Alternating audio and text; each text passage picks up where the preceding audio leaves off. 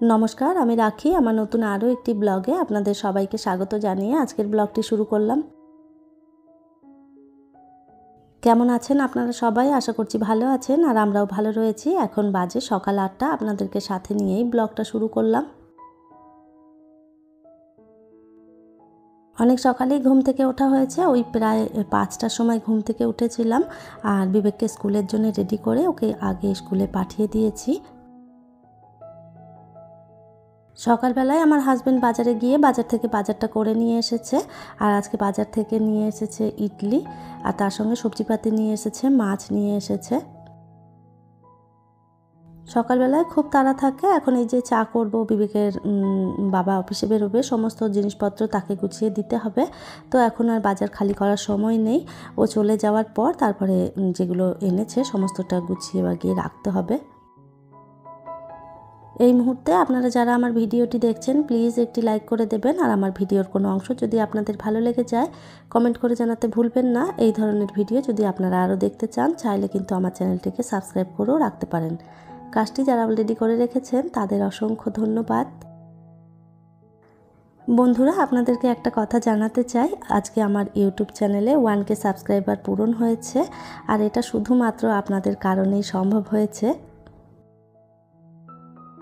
আপনারা এত ভালোবাসা আমাকে দিয়েছেন, আর এত ভালোবাসা দিয়ে আমার ভিডিওগুলো আপনারা যে দেখেছেন, এটা আমার কাছে অনেক বড় একটা পাওয়া। তো আপনাদের প্রত্যেককেই জানাই অসংখ্য ধন্যবাদ। আপনারা অনেকেই রয়েছেন যারা প্রথম থেকে আমাকে সাপোর্ট করে গেছেন। আপনাদের ভালোবাসায় আমি এত দূর এগিয়ে এসেছি। আমি আগেও চাইবো যে আপনারা এভাবেই আমার সঙ্গে থাকবেন, আমাকে ভালোবাসা দেবেন।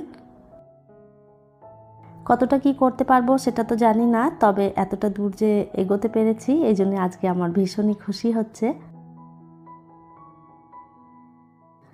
আমার হাজব্যান্ড অনেকক্ষণ আগেই অফিসে বেরিয়ে গেছেন, আর আজকে তো সকালবেলা নাস্তার কোনো ঝামেলা ছিল না। ওই ইডলি খেয়েই বেরিয়ে পড়েছে, আর আমি এরপরে এই যে আমার কাজে বাজে লেগে পড়লাম।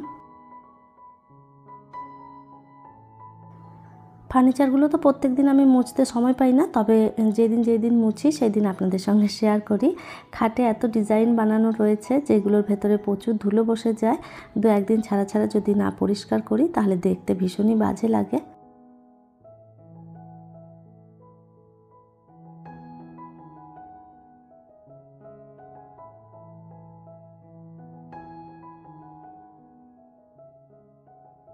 ওই দিকের রুমটা সমস্তটা গুছিয়ে ফেলেছি, ডাস্টিং যা ছিল করে নিয়েছি। আর এরপর এই পাশের রুমটাও একদম ছড়িয়ে ছিটিয়ে রয়েছে, এগুলোও সুন্দর করে গুছিয়ে ফেলবো। আপনারা অনেকেই জানতে চান কিভাবে আমি এত পরিষ্কার পরিচ্ছন্ন করে ঘরবাড়ি রাখি। তো আমাদের মধ্যেই কিছু কিছু অভ্যাস এমন থাকে যেগুলোর কারণেই কিন্তু আমাদের ঘরদুয়ার অগোছালো এলোমেলো থাকে। যখন যে জায়গা থেকে আমরা জিনিসগুলো বার করি তখন সেই জায়গা মতন জিনিসগুলো না রাখার কারণে আমাদের ঘরদুয়ারগুলো এত অগোছালো এলোমেলো হয়ে যায়। প্রত্যেকের বাড়িতেই এটা হয় বলে আমার মনে হয়, কেন কি বাড়িতে অনেক সদস্য থাকে যারা প্রত্যেকেই জায়গা মতন জিনিসপত্র গুছিয়ে রাখে না। তো কেউ কেউ হয়তো গুছিয়ে রাখে, আবার কারো কারো হয়তো অভ্যেস নেই রাখার। আর যাদের বাড়িতে ছোট বাচ্চা রয়েছে তাদের কথা তো আর বলারই নেই। আমার ঘরে যেমন বিবেক রয়েছে, যেখানে পারে যে জিনিস রেখে দেয় সেগুলো সেখানেই পড়ে থাকে। আমরা যদি যখন যে জিনিসটা বার করব সেই জিনিসটা যদি আবার সেই জায়গা মতন তখনই রেখে দিই তাহলে কিন্তু আমাদের ঘর দুয়ার বেশ পরিষ্কার পরিচ্ছন্ন থাকে, খুব একটা এলোমেলো অগোছালো হওয়ার চান্স থাকে না। আর জানেন তো, বাড়ির অন্য অন্য সদস্যদের কথা বলার ভুল হবে। নিজেরও কিছু কিছু সময় এমন হয় যে তাড়াহুড়োর মধ্যে যখন যে কাজগুলো করতে থাকি সেখানে সেই জিনিসটাই রেখে দেওয়া হয়। নিজেও মাঝে মধ্যে এরকম অগোছালো করে ঘর রেখে দিই। আর ওই জন্যেই সকালবেলায় আমার হাজব্যান্ড বেরিয়ে যাওয়ার পরে আমি যেখানে যা জিনিসপত্র থাকে সেগুলো সমস্ত গুছিয়ে আগে জায়গা মতন রেখে দিই, তারপরেই ঘরের কাজবাজ শুরু করি। আর এই জন্যেই ঘরদুয়ার সেভাবে একটা এলোমেলো দেখায় না। আপনাদের সঙ্গে গল্প করতে করতে সমস্তটা আমি গুছিয়ে ফেলেছি, আপনারা তো দেখতেই পেলেন। আর এরপরে পুরো ঘরটাও একদম ঝাড়ু মেরে পরিষ্কার করে ফেলেছি। আর এরপরে যাব কিচেনে। ঘরটা ঝাড়ু মেরে রেখেছি, তবে মোছা হয়নি আজকে। আর এখন মোছার টাইম হবে না, এই বেলার দিকে মুছে ফেলবো সময় করে। আর এই যে সকালে যে নাস্তার বাসনগুলো রয়েছে সেগুলো একটু ধুয়ে ফেলছি। অনেক দিন ধরেই আমার ফ্রিজটা অগোছালো, এলোমেলো, নোংরা হয়ে পড়ে রয়েছে। প্রত্যেক দিনই ভাবি যে আজকে পরিষ্কার করব, কালকে করব, কিছুতেই সময় হয়ে উঠছে না। আর জানেন তো ফ্রিজ পরিষ্কার করতে অনেকটা সময় লাগে। আর এই জন্যেই আমি না ফ্রিজে চট করে আর কি হাত দিতে চাইছি না। তবে আজকে যেভাবেই হোক আমাকে ফ্রিজটা পরিষ্কার করতেই হবে। আর আমি মনে মনে ঠিক করেই নিয়েছি আজকে যত বেলাই হোক না কেন ফ্রিজটা আমি পরিষ্কার করেই ফেলবো।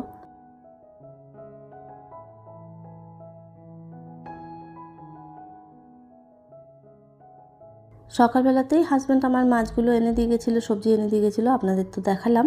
তো এই যে সেই মাছগুলোই এখন একটুখানি পরিষ্কার করে ফেলছি। আজকে নিয়ে এসেছে চিংড়ি মাছ, আর তার সঙ্গে ওই যে বাটা মাছ, না এটাকে কি মাছ বলে আমি সঠিক জানি না,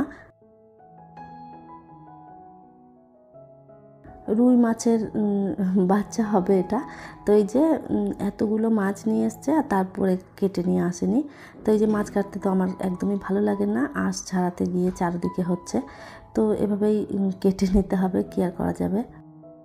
আর এই তো সমস্ত মাছগুলো আমি কেটে ধুয়ে একদম পরিষ্কার করে ফেলেছি। মাছ কেটে ওইদিকে ভাতটা বসিয়ে দিয়ে এসেছি। আর তারপরে সমস্ত ফ্রিজের জিনিসপত্র যা যা ছিল সব খালি করে নিয়েছি। ফ্রিজের কি অবস্থা আপনারা দেখতেই পাচ্ছেন। ঘরের টুকটাক কাজকর্ম করতে করতে বেশ অনেকটা বেলা হয়েছে। এখন ওই 11টার মতন বাজে, বিবেকও স্কুল থেকে চলে এসেছে। ফ্রিজটা পরিষ্কার করে গুছিয়ে রেখে তারপরে দুপুরে রান্নাটা করব।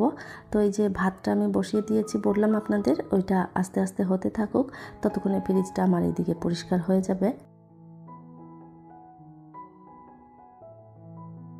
এর আগের দিনের ব্লগে প্রিয়াঙ্কা দিদিভাই আমাকে কমেন্ট করে জানিয়েছেন যে আর মাত্র কিছুদিনের অপেক্ষা, তারপরেই 1K সাবস্ক্রাইবার আমার পূরণ হয়ে যাবে। তো উনি প্রথম থেকেই মানে আগে থেকেই আর কি আমাকে কংগ্রেচুলেশন জানিয়ে রেখেছেন। তো দিদিভাইকে অসংখ্য ধন্যবাদ।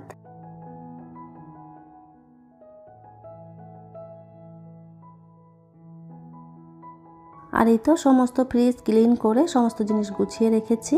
আর এরপর চলে এলাম দুপুরে রান্নাটা করে ফেলবো। আর ভাতটা আমি আগেই নামিয়ে ফেলেছিলাম এক ফাঁকে, ভাতটা হয়ে গেছিলো। আর এরপর এই যে পটল আলু আর চিংড়ি মাছ দিয়ে তরকারি করব। মাছটা কেটে ধুয়ে নেওয়ার পরে সবজিপাতিগুলোও কেটে নিয়েছিলাম, মশলাটাও করে রেখে দিয়েছিলাম। জানতাম যে দেরি হয়ে যাবে ফ্রিজ পরিষ্কার করতে গিয়ে। তো রান্নাটা করতে যেন অসুবিধে না হয় সেই জন্য সমস্তটা গুছিয়ে রেখেছিলাম। আর এই যে মাছগুলো ভেজে নিচ্ছি, পটল আলুটাও আগে ভেজে তুলে নিয়েছি। পটলটা একটু জল জল টাইপের হয়, তো সেই কারণে পটল যদি প্রথমে ভালো করে একটু ভেজে নেওয়া যায় তারপরে তরকারিটা করলে কিন্তু খেতে বেশ ভালো লাগে। আর ওই তো তেলের মধ্যে একটু জিরে ফোড়ন দিয়েছি, টমেটো কেটে রেখেছিলাম সেটাও দিয়ে দিয়েছি, ভালো করে নেড়ে চেড়ে তারপরে এর মধ্যে আদা জিরে লঙ্কা বাটা দিয়েছি, নুন দিয়েছি, হলুদ দিয়েছি, তারপরে এই যে ভেজে রাখা পটল আর মাছগুলো দিয়ে দিলাম।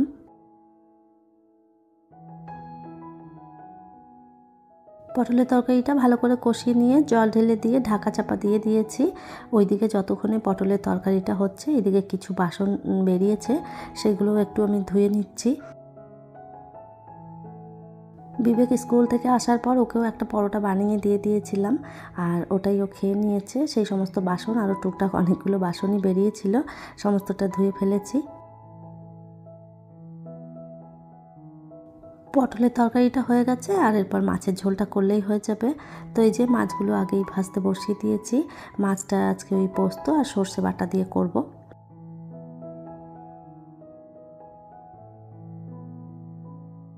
সর্ষে পোস্ত বাটা দিয়ে মাছের ঝোল করলে আমার কিন্তু বেশ ভালো লাগে খেতে। তবে সর্ষে জিনিসটা আমার হাজব্যান্ড খুব একটা পছন্দ করেন না। তো যাই হোক মাঝে মধ্যে দিলে আবার কিছু বলে না, খেয়ে নেয়। তবে সেভাবে খুব একটা পছন্দ করেন না, তো সে কারণে আমি এই রান্নাটা একটু কমই করি।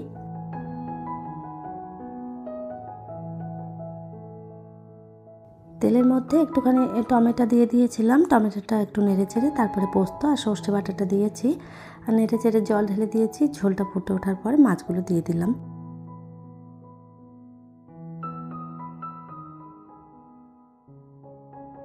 রান্নাটা কমপ্লিট করে তারপরে রান্নাঘরটা পরিষ্কার করে নিয়েছিলাম আর তারপরে পুরো ঘরটাও একটু ভালো করে মুছে নিয়েছি। স্নান করতে যাওয়ার আগে বিবেককে ভাতটা দিয়ে দিয়েছিলাম, ও খেয়ে নিয়েছে। আর এখন অনেকটা বেলা হয়েছে, প্রায় ওই 3:30 মতন বাজে। কাজ করতে করতে কখন যে সময় চলে যায় বোঝাই যায় না।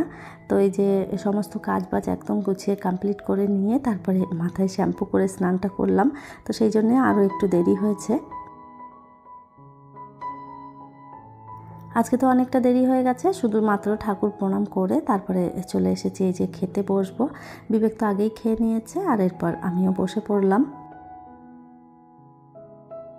সমস্ত কাজবাজ গুছিয়ে নিয়ে আর এরপরে এই যে খেতে বসেছি। আর কোনো তাড়া নেই, ধীরে সুস্থে এখন বসে বসে খেতে থাকি আর তার সাথে সাথে আপনাদের থেকেও বিদায় নিই। তাহলে চলুন, আমার আজকের ভিডিওটা এই পর্যন্তই। ফিরবো নতুন ব্লগ নিয়ে, ততক্ষণের জন্য সবাই ভালো থাকবেন, সুস্থ থাকবেন।